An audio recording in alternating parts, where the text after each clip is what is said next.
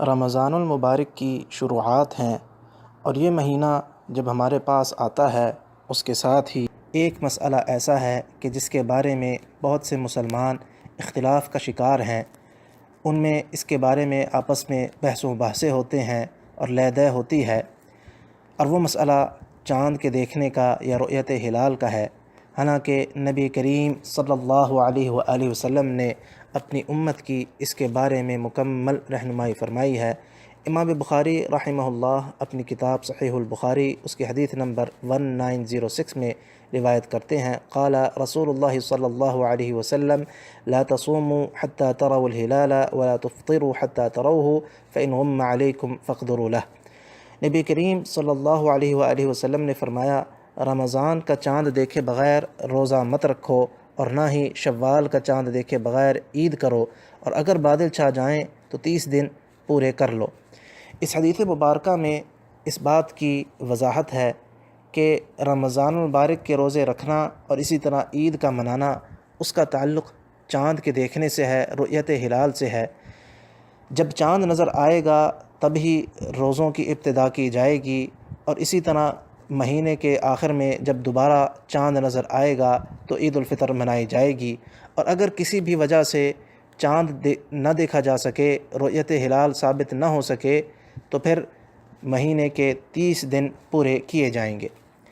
اسی طرح نبی کریم صلی اللہ علیہ وسلم نے اپنی ایک اور حدیث میں اس مسئلے کی مزید وضاحت فرمائی ہے۔ امام ترمذی اپنی کتاب سنن الترمذی اس کی حدیث نمبر 697 اس میں روایت کرتے ہیں، ان النبی صلی اللہ علیہ وسلم قال الصوم یوم تصومون والفطر یوم تفطرون والاضحى یوم تضحون۔ نبی کریم صلی اللہ علیہ وسلم نے فرمایا، روزے رکھنے کا دن وہی ہے جس دن تم سب روزہ رکھتے ہو،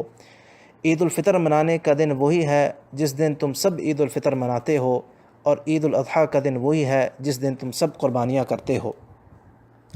امام ترمذی رحمہ اللہ انہوں نے اس حدیث کو روایت کرنے کے بعد خود ہی اس کی تشریح بھی فرمائی ہے۔ فرمایا، وفسر بعض اہل العلم هذا الحديث فقال انما معنى هذا ان الصوم والفطر مع الجماعة وعظم الناس۔ فرماتے ہیں کہ علماء کرام نے اس کی تفسیر اس طرح سے کی ہے، اس کی تشریح اس طرح سے کی ہے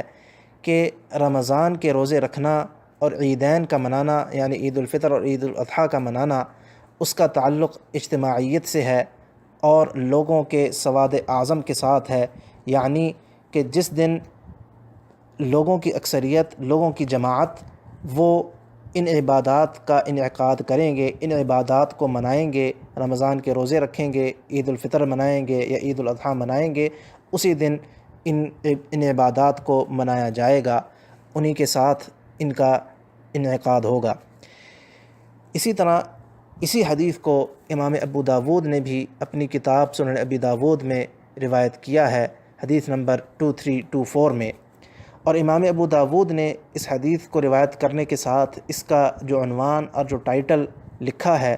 اس میں اس بات کو وہ بیان کر رہے ہیں کہ اس حدیث میں اس مسئلے کا بیان ہے، اس مسئلے کی وضاحت ہے کہ اگر لوگ چاند کے دیکھنے میں غلطی کر جائیں تو پھر کیا کرنا چاہیے۔ اسی لیے امام خطابی رحمہ اللہ جنہوں نے سنن ابو داود کی تشریح اور شرح لکھی، انہوں نے فرمایا کہ اس حدیث کا معنی یہ ہے کہ اگر لوگ اپنی طاقت کے مطابق چاند کو دیکھنے کا اہتمام کریں اور لیکن اس کے باوجود وہ غلطی کر جائیں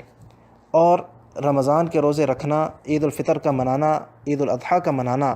اس میں غلطی ہو جائے اور بعد میں ثابت ہو جائے کہ جس دن ہم نے روزہ رکھا تھا، جس دن ہم نے عید منائی تھی وہ غلط تھا، اس سے آگے یا پیچھے حقیقت میں اس سے ایک دن آگے یا ایک دن پیچھے کرنا چاہیے تھا، تو اس کے باوجود، غلطی کے باوجود اللہ رب العالمین ان کی اس غلطی کو معاف کریں گے اور ان کی عبادات کو، ان کے روزوں کو، عید کے منانے کو، ان کی قربانیوں کو قبول فرمائیں گے، کیونکہ نبی کریم صلی اللہ علیہ وسلم نے اسی چیز کی رہنمائی فرمائی ہے کہ سب کے ساتھ روزہ رکھنا ہے، سب کے ساتھ عید الفطر منانی ہے، سب کے ساتھ قربانی کرنی ہے، عید الاضحیٰ منانی ہے۔ اللہ رب العالمین عمل کی توفیق عطا فرمائے۔